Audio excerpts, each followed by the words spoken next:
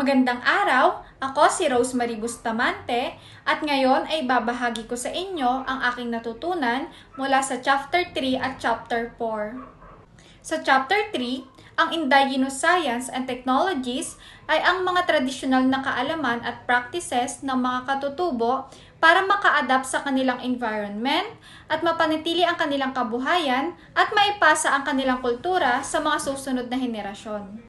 Isa sa mga halimbawa nito ay ang rice terrace farming ng mga ipugaw kung saan nagpapakita ng advanced knowledge sa irrigation, soil conservation at ecosystem balance.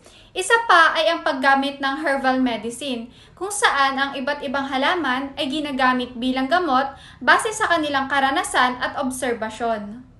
Ipinapakita ng mga ito na kaya ng indigenous communities na gumawa ng sustainable solutions na akma sa kanilang environment. Sa Chapter 4, ayon kay Martin Heidegger, mahalaga ang pag-unawa sa being o pag-iral. Ayon sa kanyang pananaw, may dalawang aspekto ito, ang logical being at material being. Ang logical being ay tumutukoy sa pagiging naiintindihan at makatuwiran.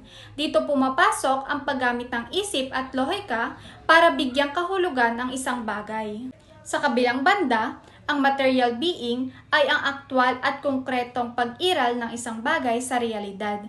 Hindi lamang siya konsepto, kundi mismo existence nito sa mundo. Pinapakita ni Heidegger na hindi lamang sapat na isipin ang isang bagay bilang ideya, kundi dapat kilalanin ang tunay nitong pag-iral. Muli, magandang araw sa inyong lahat. Maraming salamat sa inyong pakikinig.